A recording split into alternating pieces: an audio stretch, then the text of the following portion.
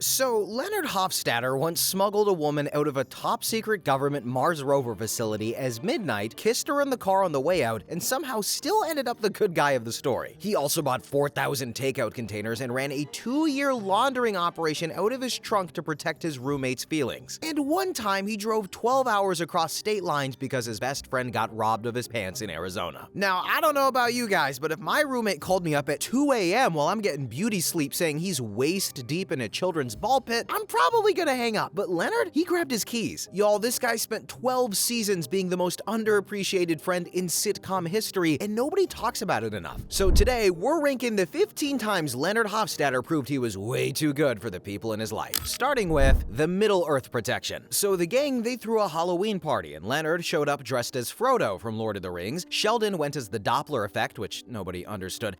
Sheldon is neither sound nor light, but he's obviously the Doppler effect. And Howard came as Peter Pan while insisting he was Robin Hood. I mean, look at Wolowitz. He's not English, but he's dressed like Peter Pan. And Raj showed up as Thor because he was tired of people assuming he had to go as an Indian god. Honestly, Raj might have had the best costume of the night. I'm not Peter Pan, I'm Robin Hood. Really? Because I saw Peter Pan and you're dressed exactly like Kathy Rigby. Then Penny invited her friends from work, which would have been fine, except one of those friends was her massive ex-boyfriend, Kurt. He walked in and immediately zeroed in on Leonard like a heat-seeking missile. What are you supposed to be, an elf? No, I'm a hobbit. What's the difference? A hobbit is a mortal halfling inhabitant of Middle-earth, whereas an elf is an immortal tall warrior. So why the hell would you want to be a hobbit? It was on sight. Yeah, Leonard, why? Kurt spent the whole night throwing his size around, and at one point Leonard tried to stand his ground by arguing that physical intimidation was just animalistic puffery, and that in the information age, guys like him and Sheldon were the real alpha males. Sheldon's reaction told the whole story. If he understands that, you're in trouble. Now, I'm not gonna lie, that's one of the funniest Sheldon lines ever, but Leonard, he kept pushing anyway, which was a mistake. He tried to outsmart Kurt with a homo habilis joke, then challenged him by saying he probably couldn't even spell confrontation. Then Kurt grabbed him, physically lifted him off the ground, and started spelling it. C-O-N... Frontation. Penny, she had to step in and literally tell Kurt to put Leonard down like he was a toddler holding a vase, or a vase if you're weird. Kurt called Leonard a lucky little leprechaun, and Sheldon, ever helpful, corrected him from across the room. He's a hobbit. I got your back.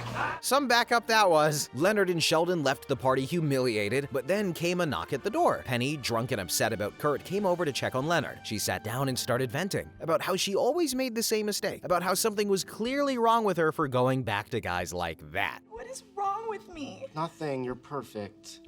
I'm not perfect. Yes, you are. And then she kissed him. The girl Leonard had been thinking about since she moved in across the hall was kissing him. And Leonard, the guy who'd been daydreaming about this exact moment, pulled back.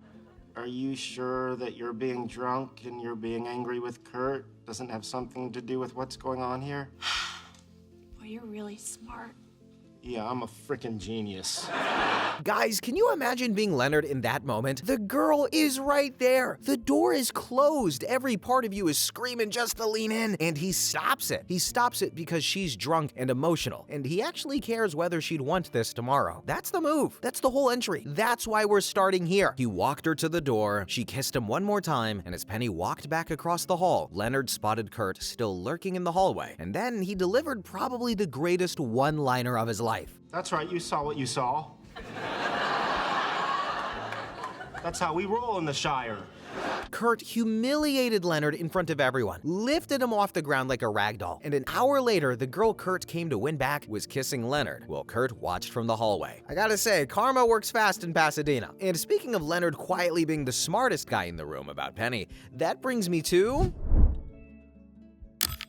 the Mary Cooper nuclear option. So, did you know Leonard once ended a week-long apartment war with one piece of paper? The whole thing started over an onion ring, which is just, yeah, why not? Which is exactly the kind of war you'd expect to break out in this apartment. You see, Penny grabbed an onion ring from Sheldon's plate while he was out of the room, and the guys immediately panicked. What? Just Sheldon's onion ring, just put it back.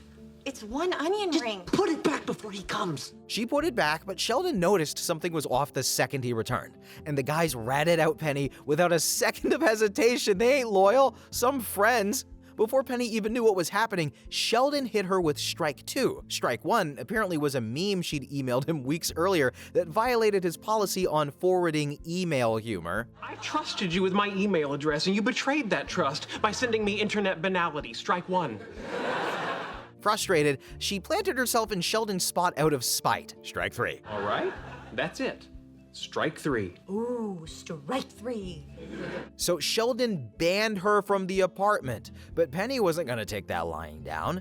The next day at the Cheesecake Factory, which I love, Sheldon came in expecting his usual order, but she flipped the script. Oh, I didn't tell you? You're banished from the Cheesecake Factory.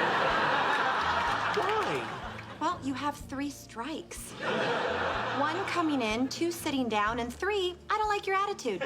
Y'all, I would have watched a whole spin-off on just this, but Sheldon complained to her manager and got his food, but Penny, she had one more card. Go ahead, eat it.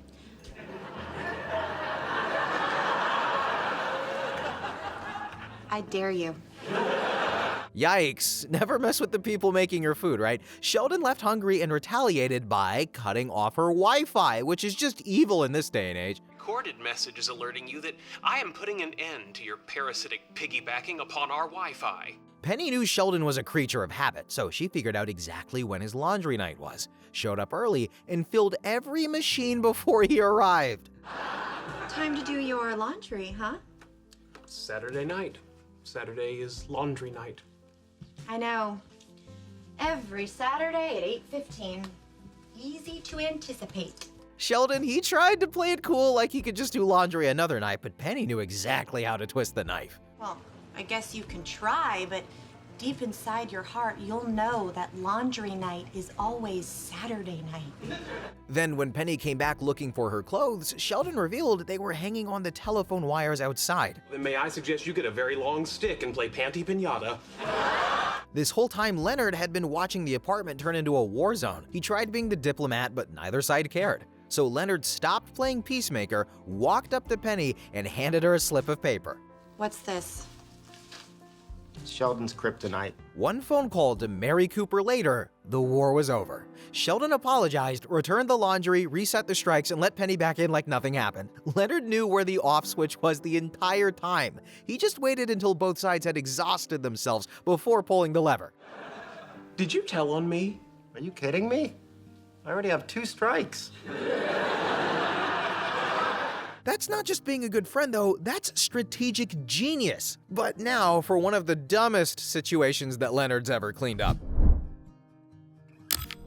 The Mars Rover smuggling operation. So Leonard once helped smuggle an unauthorized civilian out of a government facility at midnight, kissed his friend's date in the car on the way out, and somehow still ended up being the good guy. Only Leonard. Only ever Leonard. So it started with Howard trying a new pickup strategy called negging, where you throw backhanded compliments at women to throw them off their game. Brilliant strategy, dude. Mock me if you will, but it works. You show up at a club in something distinctive, scope out your target, and toss out some negs. And he showed up at the apartment wearing an eye patch and tried it on Penny, who had only come over to ask him to move his scooter. May I say, Penny, not a lot of women could look as hot as you do with such greasy hair. Penny pulled the eye patch back and snapped it into his face, and honestly, he got off easy. Wait a minute, so the eye patch and the insults worked? The strategy, though, it got even worse at the bar because 3 other guys had shown up wearing eye patches too. No, there were 3 other guys with eye patches. It was a fiasco. But Howard did manage to pick up one woman that night, and it had nothing to do with negging. Dr. Stephanie Barnett was an actual surgeon who only agreed to leave with them because he offered her something no other man at the bar could. What did work was, how'd you like to visit a secret government facility? He took her to the Mars Rover control room at JPL and let her drive the rover around on the actual surface of Mars. Genuinely impressive as a date, until Howard managed to steer a $200 million piece of government equipment straight into a Martian ditch. I got the Mars Rover stuck in a ditch. Where? On a dusty highway just outside Bakersfield. Where do you think? On Mars? Howard called the guys in a panic, and he needed Raj and Sheldon to help dig the rover out, and he needed Leonard to get Stephanie out of the building before anyone noticed she was there. I need you to get Stephanie out before somebody notices she's here. She doesn't exactly have clearance. Really? They don't let strange women from honky-tonks come in and play with $200 million government projects on distant planets? Leonard agreed to drive Stephanie out, but on the way, she kissed him in the car, and Leonard kissed her back, but he felt terrible terrible about it, so before anything else happened, he asked her the one question that mattered. Out of curiosity, did he ever have a shot with you? Are you insane? The guy was wearing an eye patch. So then why did you... He said that I could drive a car on Mars. Got it. Yeah. So Leonard and Stephanie started seeing each other and the guilt ate at him. He went to Penny in the laundry room and asked her directly whether dating the girl Howard thought he was dating made him a bad person. Oh. Have you slept with her yet? You dog! Penny is a menace. Leonard went to Howard's house to come clean in person, but before he could say anything, Stephanie called Howard and beat him to it. You are dead to me. Howard, he refused to even acknowledge that Lenny boy existed. But then Stephanie casually mentioned that her roommate Lisa had just gone through a bad breakup and might like to meet someone fun like Howard. And, well, Howard's entire personality changed in 1 second. Leonard, Stephanie, you're alive! It's a miracle! This guy. Leonard smuggled Howard's date out of a government facility, confirmed Howard never had a shot, and used his new relationship to get Howard a date with someone who actually wanted to be there? Honestly, that's a net positive for everyone involved. And speaking of finding Howard someone better, that brings me to the entry that changed Howard's entire life. The Bernadette matchmaker. Big boss man Leonard Hofstadter is the reason Howard Wolowitz met the love of his life, and the way it happened is one of the funniest scenes in the whole series. Because I don't want to. Leonard, a pact is a pact. You have to get Penny to fix me up. It's not that simple. What am I supposed to say? Penny, do you have any friends you'd like to never hear from again? You see, it started at lunch when Howard reminded Leonard about a pact that they had made years ago. If either of them ever got a girlfriend, that person had to make their girlfriend set the other one up. You and I made a pact that if either of us ever got a hot girlfriend, that person would have his girlfriend hook the other guy up with one of her girlfriends. Yeah, I don't remember that. Of course, Leonard didn't remember. Sheldon, unfortunately, he remembered everything.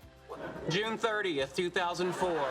Sheldon's brain is a curse, and Howard, well, Howard kept pushing. So you've been with Penny for like a month and a half now. Where's my shorty, Morty? So Leonard worked up the nerve to bring it up with Penny, and because Leonard's timing has always been spectacularly bad, he chose to do it while they were lying in bed together, right after sex. Speaking of what the heart wants, a long time ago, I made a pact with Wolowitz that kind of involves you. Okay. I don't know where you're going with this, but tread carefully because it may be the last conversation we ever have. Leonard told her about the pact, and Penny couldn't believe what she was hearing. And you thought a good time to bring this up would be right after sex? Well, I sure as hell wasn't gonna bring it up before sex. During, I was trying to remember what I read on Google, so...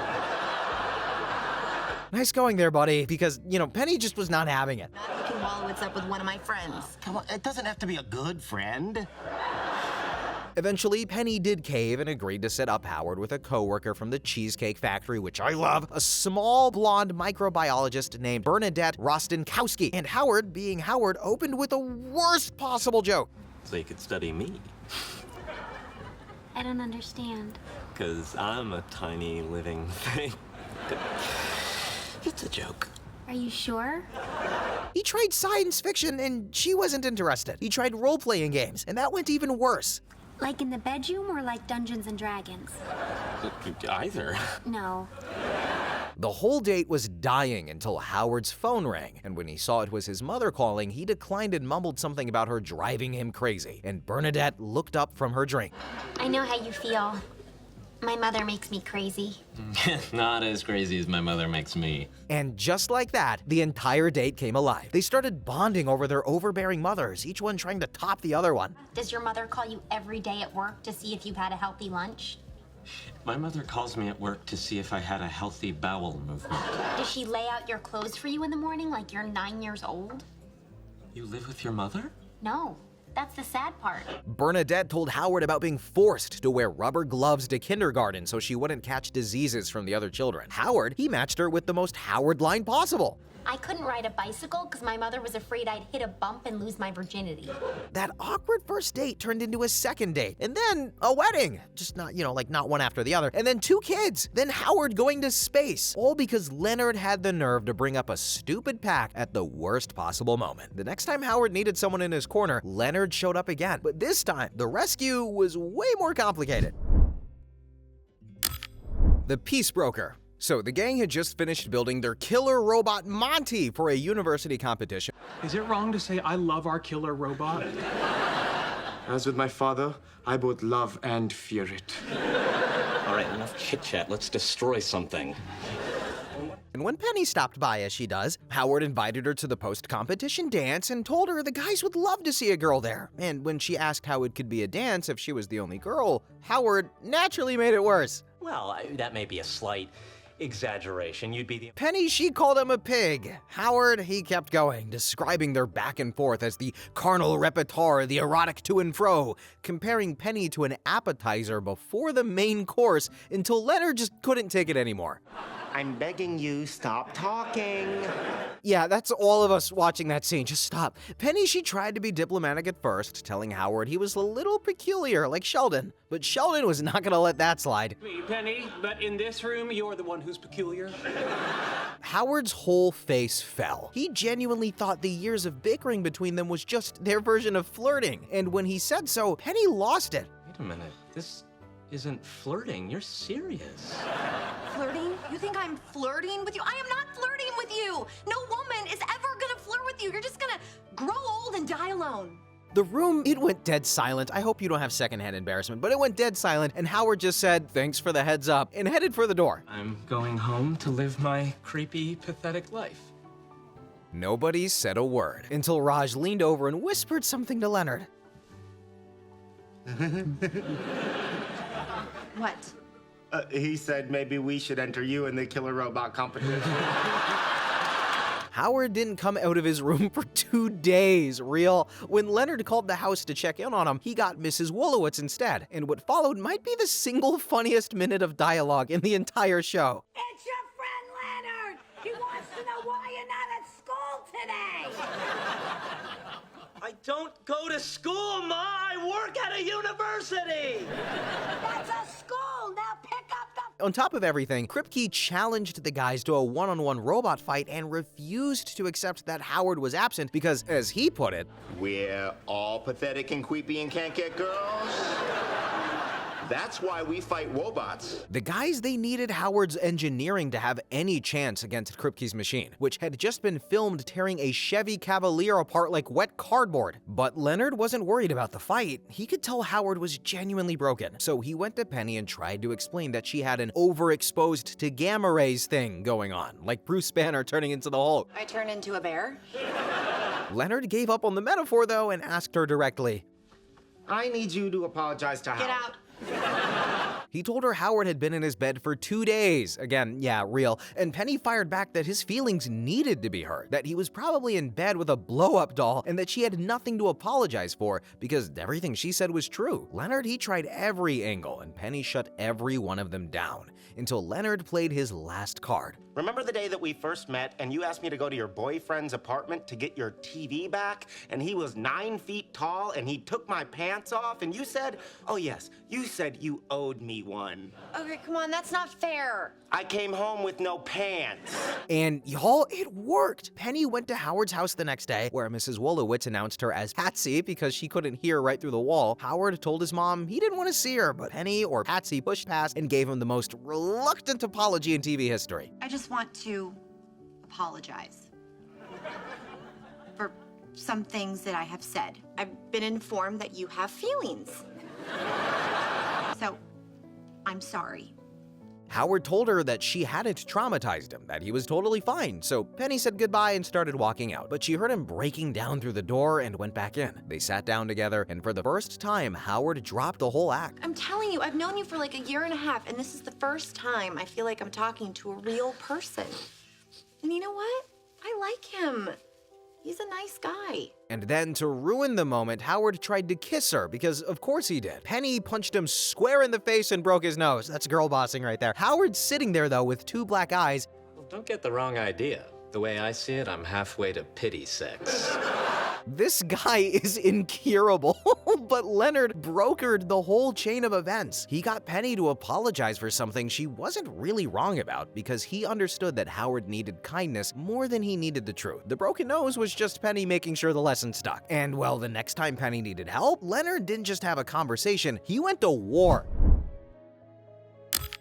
The $1,800 pantless duel. Penny had been struggling for weeks. Acting career stalled, car needed repairs she couldn't afford, she'd already had to borrow money from Sheldon for rent. Sheldon, weirdly, was being decent about it. I'll pay you back as soon as I can. Honestly, Sheldon kinda came through here, y'all, but the real problem came when Leonard found out Penny's ex-boyfriend Kurt owed her around $1,800. She'd been too embarrassed to chase him for it. Leonard, I'm not gonna call up Kurt and ask him for money. What are you gonna do? I don't know, but I might have to find a cheaper place to live. Leonard, he heard this and made a decision his body was absolutely not equipped to follow through on. Do you guys remember Penny's ex-boyfriend, Kurt? Yeah, that's him. It turns out he owes Penny a lot of money, and I'm gonna go get it from him. Howard was already planning his exit strategy. Yes, Cooper Polly's going to wet himself, I'm gonna throw up, Sheldon's gonna run away, and you're going to die. Leonard dragged Howard and Raj to Kurt's apartment anyway. And quick reminder, Kurt is built like a walk-in freezer with a face. He's the same guy who took Leonard's pants off in episode 1. Leonard knew exactly what he was walking into. And he went anyway. So they arrived. Howard and Raj standing behind Leonard like the world's least convincing security detail, both visibly calculating how fast they could sprint down the stairs. Leonard, he knocked, tried to channel whatever authority a 5 physicist could project, and opened with a line that fell flat where it landed. Penny's in kind of a financial jam, and the money that you owe her would go a long way to solving her problems. And it got worse. Kurt didn't write a check. He grabbed a permanent marker and write, "I owe Penny $1,800 across Leonard's forehead. I would want to see that. I'm not leaving here without Penny's money. What happened to your backup? I don't need backup. I have right on my side. Leonard came home humiliated, but he never told Penny what happened, and he never brought it up for sympathy. He just quietly took the hit because she was struggling. And guys, the wild part? Kurt actually did pay her back eventually. Whether it was guilt or just the sheer absurdity of a man half his size showing up at the door demanding justice, something Leonard did worked. And Leonard didn't get a single ounce of credit. Kurt even went on a date with Penny in return. Yikes. Years later, though, Leonard invested in Penny's future in a much bigger way. The career-saving car. So Penny's acting career was falling apart. The Gorilla movie sequel that she had turned down had given her part to someone else. Auditions had dried up, and the car she needed to even get to auditions in LA had just thrown a rod and died.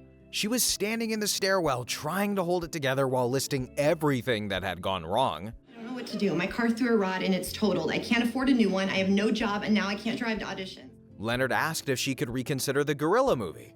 I called them. The part's gone. I gave it to someone else. And that's when she fully spiraled. Now that girl's gonna get discovered and become famous and go on Letterman and talk about how she got her big break on some cheap monkey movie, all because some dumb girl thought it was beneath her. Penny was seriously talking about going back to waitressing at the Cheesecake Factory permanently. Without a car in LA, she couldn't get to auditions. Without auditions, the career that she'd been chasing since she moved out west, it was over. Leonard, he heard all of it though. He didn't say anything. He just left the apartment for a few hours without telling Penny where he was going. Later that night, Penny was getting ready to head to the Cheesecake Factory to ask for her old job back, and she thought they were taking Leonard's car. This isn't your car. I know. I thought we'd take yours. It's nothing fancy, but it'll get you to auditions, and at least for now, you don't have to go back to waitressing. I don't know what to say. Don't say anything. Then she grabbed him. And then Leonard delivered the most perfectly timed guilt trip of his life. I mean, you can say thank you. I didn't just buy you a car. And I'm not gonna lie, that was kinda smart. Leonard skipped the motivational speech, skipped the everything's gonna be okay, and just removed the obstacle, handed her keys, and let the car do the talking. Speaking of Leonard handling things in silence, that brings us to one of the most insane things he ever did. And also, really quick though, guys, if you're enjoying this ranking so far, maybe hit that subscribe button. I do these for The Big Bang Theory and Rick and Morty every week, and there's a lot more where this came from. But now, let's get back to it. The 2 a.m. ball pit rescue. So big boy Sheldon Cooper had been awake for 3 days straight trying to figure out why electrons behave as if they have no mass when traveling through a sheet of graphene, and he was deteriorating fast. Also, I just cannot say that word, deteriorating. There we go. He was whipping his head around at his whiteboard, muttering about the toad of truth. And at one point, Howard asked Leonard how long Sheldon had been stuck on the problem. Intellectually about 30 hours, emotionally about 29 years. And that's the funniest sentence in the whole show, possibly. Howard asked if Sheldon was really gone. Yeah, this morning he used a stick of butter as deodorant. I thought I smelled popcorn. By the end of the day, Sheldon had thrown his whiteboard out of the apartment window into a parked car and spread hundreds of marbles across the living room floor as a physical model of his graphing problem. Penny and Leonard discover this by walking in from a disco roller skating and immediately falling on their backsides. Bernadette eventually got Sheldon into bed by reminding him what a lack of REM sleep does to cognitive function. The apartment, it went dark for the first time in 3 days. And then, at 2 a.m., Leonard's phone started ringing in Penny's bedroom to the sound of the Joker's cackle from Batman. Leonard, you're giggling in your sleep. It's not me, it's my new ringtone. The Joker from Batman. It creeps me out. Me too, but I paid $3 for it. Worth every penny, Leonard answered. Hello? Yeah, I'm Leonard Hofstadter. He's my roommate. Is he okay? Yeah, all right, I'll be right there. Sheldon's escaped and is terrorizing the village. Okay, have fun. Leonard got dressed and drove across Pasadena in the middle of the night to a children's play area where a security guard was waiting for him. I'm Dr. Hofstadter. Where is he? Ball pit. Thanks for not calling the cops. Oh, hey, it's no big deal. My sister's got a kid who's special. Yeah, well, he's extra special. Sheldon was waist-deep in plastic balls, arranging them into hexagonal carbon atoms. His explanation for how he had broken in, by the way, the back door's 5-pin tumbler system with single-circuit alarm was, in his words, child's play. So Leonard, the only person in Pasadena who would have shown up at this hour, asked him politely to come home. I don't think so. We need to go home now. But I'm still working. If you don't come out of there, I'm gonna have to drag you out. You can try, but you'll never catch me. For God's sakes! Come here! Bazinga. Sheldon drove under the balls, Leonard jumped in after him. Sheldon kept popping up at random intervals to shout "Bazinga!" and dive back under while Leonard tried to grab him. In the middle of the night, in a ball pit, as a fully grown adult. Can you imagine the security guard watching this, by the way? Buddy, that's a Tuesday for him now. But Leonard, though, finally brought Sheldon home, and the next morning, when Sheldon dropped a tray of plates at the Cheesecake Factory, yummy, he cracked the graphene problem. It's a wave! The moment to applaud would be now. That breakthrough probably wouldn't have happened without Leonard fishing a grown man out of a ball pit at 2 a.m. in the morning. The ball pit, that was one night, but the next one took 12 hours and a full tank of gas. The 12-hour Arizona road trip. So Sheldon spent 45 days riding trains across America after a string of changes pushed him into a full existential crisis. He was trying to find himself, which for Sheldon meant never actually leaving the stations. He just sat in the train after train, going from platform to platform like a very tall, very anxious pigeon. Then in Kingman, Arizona, everything went wrong. He got robbed. They took his wallet, his phone, his iPad, not the iPad, they even took his pants. My good man, now before you walk away, I know that I may appear deranged, but I am in fact a world-renowned physicist. Ask me the difference between a boson and a fermion. You go ahead, ask. He ended up at a police station in borrowed trousers, trying to convince Officer Hernandez that he was a theoretical physicist and not a confused drifter, which wasn't going great. Sherlock Holmes always says, when you eliminate the impossible, whatever remains, however improbable, must be the truth. Now, have you tried doing that? I love how Sheldon's go-to defense in police custody is quoting fictional detectives. That's gonna hold up in court, dude. But the officer wasn't impressed, and Sheldon, he doubled down. Maybe you should. There's lots of books called Sherlock Holmes, and there's no books called Officer Hernandez. When Sheldon finally got a phone, instead of calling Amy, his actual girlfriend, he called the person who would always show up. Hello, Leonard. Hey, buddy. Good to hear your voice. I'm in Kingman, Arizona, and I need you to come pick me up. Leonard was sitting on the couch having his morning coffee, and he said okay without a second of hesitation. He asked Penny if she wanted to ride along, and she turned him down immediately. I don't need 6 hours of, your hair is different, why did you change your hair? I'm holding my breath until your hair grows back. So Leonard took Amy instead. They drove 6 hours to Arizona while Amy spent most of the trip on the same question everyone was asking. My boyfriend was in trouble and called you instead of me. Right? It's a pretty fair question. And when they finally got to the police station, Sheldon saw Amy, whispered shotgun in her ear, and sprinted to the car. 12 hours of total driving, a whispered word, and a sprint. That was the thank you. When they got back to Pasadena and Sheldon walked through the apartment door, he spotted Penny's new haircut and turned right back around. Your hair is different. You changed your hair. I can't take this. I'm out. 12 hours, dude, and that is what Leonard got out of it. Driving 12 hours was extreme, but it was nothing compared to what Leonard did in silence every single Monday for 2 straight years. The 4,000 container conspiracy. Okay, this is, without question, the most Leonard thing Leonard has ever done. So Sheldon had a rigid weekly food schedule. No surprise, Monday was cashew chicken from the Szechuan Palace, that specific restaurant, that specific dish. Everyone who lived with Sheldon understood that messing with the food schedule was roughly equivalent to pulling the pin on a grenade and waiting to see what happened. The reveal came during a totally unrelated crisis, though. Penny had accidentally shot Sheldon's couch cushion with a paintball gun during a war with the guys. Okay, fine. What if we just flip it over? There! Looks fine, right? Butt print. There's no discernible butt print. And the stain wouldn't come out. Sheldon could tell something was wrong with his spot, but he couldn't figure out what. Something's wrong. What do you mean? It doesn't feel right. Lenny Boy, desperate to distract Sheldon from the cushion, decided to confess a different secret he'd been carrying for years.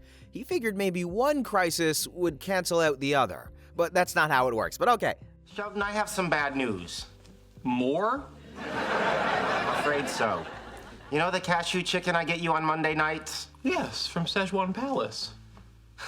Szechuan Palace closed 2 years ago. Sheldon's whole worldview collapsed in real time. Where did my cashew chicken come from?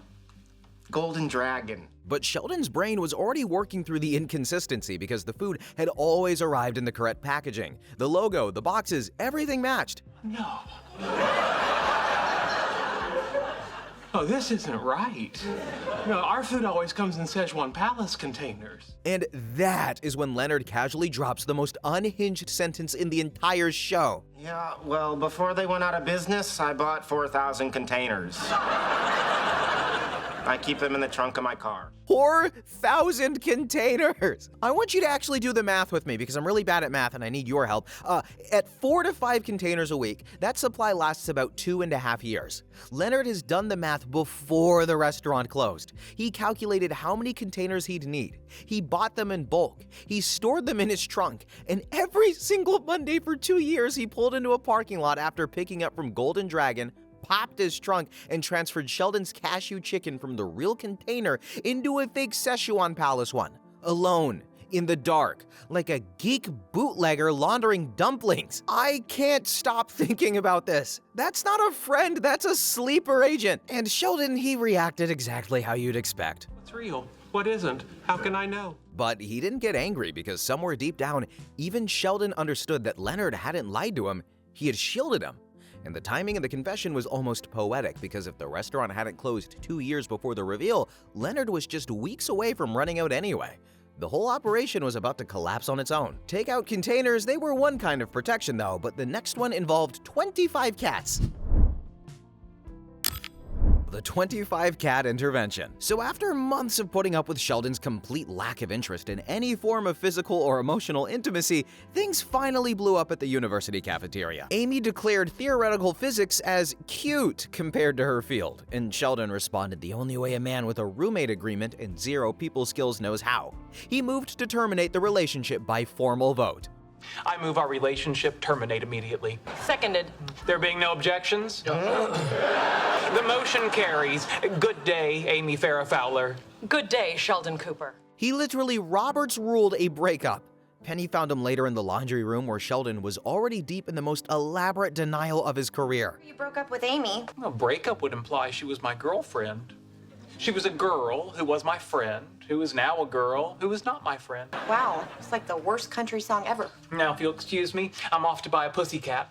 That night, Leonard came home to find Sheldon cradling a kitten he had named Dr. Robert Oppenheimer, and by the next afternoon, Robert Oppenheimer had a lot of company. Robert Oppenheimer was lonely. This is Enrico Fermi, Richard Feynman, Edward Teller, Otto Frisch, Zazzles. Zazzles? I was going to name him Herman von Helmholtz, but he's so sassy. Zazzles is like one of the most top-tier cat names in television history, and I will die on that hill, but Leonard, he finally cornered Sheldon for a real conversation. And Sheldon, he could really only focus on correcting Leonard's vocabulary. You're clearly upset about Amy being gone and you're trying to replace her with a bunch of cats. Clouder. What? A group of cats is a clouder, or a glaring. A clouder! The man's life is collapsing and his priority is pet noun terminology. The cat count, it climbed by the hour, and Leonard's attempts to talk sense into Sheldon, they were getting nowhere. So Leonard did the only thing he knew would work. He called Mary Cooper. Now, when you said on the phone he broke up with a girl, you meant an actual girl, not something you kids whipped up in a lab. Mary walked on into the apartment expecting a manageable situation, but instead Leonard opened Sheldon's bedroom door to a room full of 25 cats, all named after Manhattan Project physicists. My, that's a powerful smell. You got a lot of cats and you gave them cute Jewish names. What are you doing here? He said that you were pining for a young lady. Chop, we can quibble what to call it, but I think we can both agree it's creepy. Sheldon kept defending himself. Mary turned to Leonard. You should have called sooner. I mean, come on, the woman's not wrong. 25 cats is past the point of intervention, guys. I'm serious. Sorry, cat ladies, but it's true. But Mary had fixed every Sheldon problem since he was a child, and she knew the answer was always the same. Use his own brain against him. She invited Amy over for dinner that night, sat them both down, and casually let slip that she actually thought breaking up was a good idea. Well, putting aside the pig Latin, it's a good thing that you two decided to end the relationship so I didn't have to end it for you. And the second Mary said she didn't approve of Amy, Sheldon felt the irresistible compulsion to defend her. Reverse psychology, baby. Amy, after consideration, I believe we may have acted rashly. I propose we resume our relationship and attempt to resolve our differences. I'll agree to that, only if you'll stipulate that 80% of our difficulties were caused by you. I'll go as high as 40. 65. Done. So Mary Cooper resolved everything over a single dinner, and by the end of the night, Sheldon and Amy were back together, and the cats were lined up on a folding table outside the apartment building behind a sign reading "Cats, $20." They were paying every passerby $20 to take them off their hands. And Mary's parting wisdom? This whole thing happens though because Leonard knew when to call in reinforcements. He broke glass in case of emergency. And years later, when Sheldon's actual family needed fixing, Leonard had to fly to Texas himself. The Texas family reconciliation. So Sheldon and Amy's wedding was a week away when Mary Cooper called from Texas with an ultimatum. She wasn't coming unless Sheldon invited his older brother Georgie, who he hadn't spoken to in over a decade. Sheldon tried calling Georgie to invite him, and Georgie's voicemail told him exactly where the relationship stood. Hey, you've reached George Cooper. Please leave a message. Unless this is Sheldon again, in which case please try me on my other number, 1-800-SUCK-IT. See? And I know that's not a real number, because why would it be toll-free? Buddy, that's the joke. That is why it would be toll-free. Sheldon was ready to accept that his mother just wouldn't be at his wedding, but Leonard tried to be helpful and accidentally volunteered for a flight he hadn't agreed to. Look, I mean, it's short of getting on a plane and flying there. What does your mother expect you to do? I kept saying no. Next scene, Leonard and Sheldon are on a plane to Dallas. Leonard already wondering how he ended up there. They walked up to Georgie's tire shop and Leonard discovered something Sheldon had spent 10 years not mentioning. We passed 3 of these stores on the way here. Why did you say he's just some loser who sells tires? You're right, that was unfair. He's a loser who sells more tires than anyone in Texas. The first attempt at reconciliation, it went exactly the way every Sheldon-led reconciliation has ever gone. Sheldon explained that he was the wronged party and demanded to be forgiven for nothing. Georgie tried to walk him through the basic principle of asking nicely. You want me at your wedding? All you gotta do is ask nicely. I would like you at my wedding. Thank you, Sheldon. That is so nice to hear. But I would rather swallow a pregnant wildcat and crap out a litter of kittens. That is probably one of the most Texas sentences ever, but at the hotel that night, Sheldon was ready to fly home and live with his mother's disapproval, but Leonard, he wasn't. Why don't I try and talk to him? Give it one more shot? The next morning, Leonard drove back out to the tire shop alone. Didn't try to defend Sheldon, didn't try to explain him, just sat down across from Georgie and introduced himself. Hey, I'm Leonard. I'm here for no reason. Georgie poured him a beer, and 10 years of resentment poured out with it. I always looked out for him at school. I drove him everywhere. I apologized to people when he was rude. I've done all that. I've also removed all the red balloons from his Lucky Charms because they weren't Irish enough. Leonard gets it, dude. Leonard might have gotten it more than anyone alive. For the first time in 10 years, Georgie was sitting across from someone who actually understood what it cost to be the responsible one in a family with Sheldon Cooper. Then, Georgie hit Leonard with the line that had been eating him alive for a decade. After all my sacrifices, guess which kid my mom is the most proud of? If it makes you feel any better, my mom's most proud of Sheldon, too. Oof, that's a punch to the gut for both of them. Leonard brought Georgie back to the hotel the next day and told Sheldon to apologize. Sheldon's first attempt was to inform his brother that he had nothing to apologize for, but Georgie wasn't done with him. You went away to college after Dad died. Who do you think took care of everything? Mom did. Mom always took care of everything. Mom was a mess. Missy was a dumb teenager. I had to look after both of them. Sheldon, he stopped arguing and started listening, and the brother he'd spent 10 years dismissing finally cut through. You're my baby brother, Sheldon. I know life has been hard for you, but that don't mean it's been easy for the rest of us. I'm sorry. Thank you. And it would mean a lot to me to have my big brother at my wedding. Leonard, watching the whole reconciliation unfold 10 years in the making, he choked up. Is it me, or did we just patch a tire? He said never patch. Do you even listen? Leonard spent his whole Saturday flying across the country for a family feud that had nothing to do with him, which by this point is just kind of his whole thing. The fake boyfriend. So, Penny's father, Wyatt, came to visit, and there's one minor problem with the visit. Penny has told her father that she and Leonard were still dating, but they weren't. Wyatt loved Leonard because he was the first boyfriend she'd ever brought home who didn't have a neck tattoo, outstanding warrants, or a baby. So when Penny pulled Leonard aside and asked him to keep up the act for the weekend, Leonard agreed, which you'd think would be no big deal, right? Except Leonard still had real feelings for her, which means he was about to spend a weekend holding hands with the woman who broke up with him in front of the man who didn't know it happened. Y'all, that's just emotional self-harm at this point. My boy Leonard don't deserve this, but anyway, at dinner, Wyatt walked Leonard through every previous boyfriend Penny had ever brought home. It's nice to have dinner with a boyfriend of Penny's that knows how to use a napkin. So not funny, Dad. Then came Donnie, who was apparently going to single-handedly solve the energy crisis. Donnie was going to make millions turning farm waste into biofuel and selling it to the government. A lot of people are doing that. Oh, see? Yeah, but all Donnie did was mix pig poop with a little water and pump it into his mom's Camry. Y'all, Donnie was cooked, but by the end of the dinner, Leonard had played the perfect boyfriend. And the next morning, Wyatt came over and the two of them sat on the couch playing Wii fishing like a real father and real son-in-law. Until Wyatt's phone rang and Penny finally told him the truth. Wyatt acted furious and marched her into the bedroom. But the moment Penny walked out of the room, Wyatt turned to Leonard and the anger evaporated. Please, please, please don't give up on her. And stack the deck. Cheat. Lie. I don't care. I want grandkids before I die, and I want them to grow up in a house without wheels. This dad is a treasure, and Leonard, he agreed to give it a shot, and Wyatt told him he was about to do something to help. Penny walked back in, and Wyatt switched character fast. Just don't panic. Now get your sorry lying ass out of my face and make sure I never see it again. The reverse psychology thing. I see. That's very clever. Don't yap. Just get out. I'll friend you on Facebook. Wyatt running games on his own daughter to keep Leonard around is incredible work, and Leonard's instinct to take the hit so a friend wouldn't have to, it showed up again 2 seasons later when a piece of paper from 1978 was about to break Sheldon's biggest dream. The super asymmetry hard truth. So Sheldon and Amy had been working on their super asymmetry paper for months, guys. The paper was finally close enough to publication that the only thing left was verifying every citation against the source material. That's the kind of task most physicists hand to a graduate student, though. But Sheldon, he refused because the paper was too important to trust to anyone outside of the friend group. So they came to Leonard with a request, and a slight dose of emotional manipulation built right in. Can't you just get a grad student to do it? No, this paper is incredibly important to us, and we need someone we can trust. Please, it would mean a lot.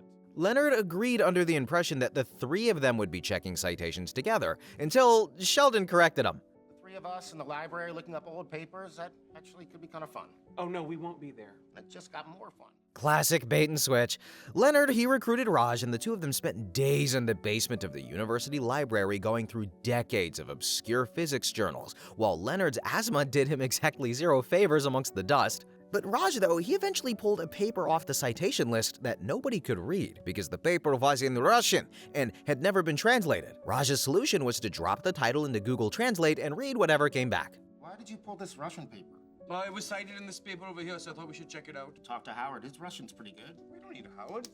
Google Translate. Examinations of moose chowder in lemon parachutes. Yeah, okay. Now I know why this app is free. Moose chowder and lemon parachutes is the funniest line of season 12. I don't care what anybody says. So they took the actual paper to Howard, whose Russian was rusty but functional, and the paper was about super asymmetry. It had been published back in 1978. And the conclusion? The model was fundamentally flawed and not worth pursuing. Both Howard and Raj backed out of delivering the news. Of course they did, leaving poor Lenny boy to walk over to Sheldon and Amy's apartment with the worst news his best friend had ever received. He knocked on the door, sat them down, and said the 8 words that ended their Nobel chase. We came across a Russian paper that seems to disprove super asymmetry. Y'all, imagine being the friend who has to tell two geniuses that their life's work might be dead. The Nobel was eventually saved, and the prize was awarded later that season. The whole gang, they flew to Stockholm for the ceremony, and Sheldon spent the trip insulting Penny, dismissing Bernadette and Howard's exhaustion from leaving their kids for the first time, and pushing Leonard so far that Leonard told him to his face that he was a selfish jerk. The friends were so angry on the day of the ceremony that several of them were ready to fly home before the medal was even awarded. Leonard had every reason to leave with them. 12 years of putting up with Sheldon, and Sheldon spent the biggest week of all of their lives putting himself first. But Leonard, he stayed, because it was Sheldon's moment, and 12 years of showing up for moments that didn't include him meant he was about to miss this one. And when Sheldon stood at the podium in his white tie, he sat aside the speech he'd been writing in his head since he was a child and turned to the row where his friends were sitting. I have a very long and somewhat self-centered speech here. Howard, Bernadette, Raj, Penny, Leonard, I apologize if I haven't been the friend you deserve, but I want you to know, in my way, I love you all. And that brings us to the one moment where 12 years of quiet loyalty finally got its reward. The best man. When Sheldon and Amy started planning their wedding, Sheldon had a problem that for most people gets decided by friendship, but for Sheldon, it had to be decided by a spreadsheet. Who would be his best man? His mother wanted his older brother, so Sheldon and Amy did what every couple does when faced with the most important social decision of their lives: take emotion out of the process entirely and base it on empirical metrics. The plan was a series of secret tests. Howard, Raj, Leonard, Penny, and Bernadette were all evaluated on tasks the wedding would require somebody to do: handling a catering crisis when their Chinese food order arrived without fried rice, delivering a sewing kit at short notice when Sheldon claimed to have split his pants, getting Sheldon to a train store across town within the hour. Every test was scored. Every result was tallied on a leaderboard. Sheldon had data points for everything. And Leonard, the only person who'd been doing this job in real life for over a decade, was coming in last. You can't make this up. The plan held together until the gang figured it out and burst into Sheldon and Amy's apartment all at once. Are you testing us to see who gets to be in your wedding? Yes. Yeah. But they're rating us. And I'm in last? Everyone walked out feeling insulted, on top of being humiliated. Sheldon, having alienated every candidate at once, drifted over to the comic book store, where Stuart immediately offered to be his best man. But, Stuart will say yes to anything. That's just his vibe. And the next day at lunch, Sheldon tried to apologize, and Leonard, the only person willing to engage, walked Sheldon through the actual logic of the wedding, which is that nobody scored anyone for these jobs, that the groom just picked who mattered most, and that Sheldon had been training his whole life to be selfish enough to pull that off without help. And so Sheldon picked Leonard. After 12 years of ball pits, Arizona rescues, 4,000 containers, and a Texas flight, the math finally added up. And the wedding day, it was scheduled chaos. Amy's mother was complaining about everything. Sheldon's pregnant sister Missy had arrived mid-divorce, and in a quiet back room away from all of it, Leonard was helping Sheldon get dressed. He was adjusting Sheldon's boutonniere when his eyes started welling up, and Sheldon, being Sheldon, came up with the only diagnosis his brain could generate. Are you having an allergic reaction to my boutonniere? No, just so happy for you. And for me. After today, you are officially, and more important, legally, Amy's problem. Leonard's voice cracked on the last word. 12 years of being the only person in the world who could handle Sheldon Cooper. And Sheldon looked at his best friend in the mirror and gave him the answer Leonard had needed since season 1. Don't be silly, Leonard. I will always be your problem. Guys, I'm not crying, you're crying, and you can't convince me otherwise.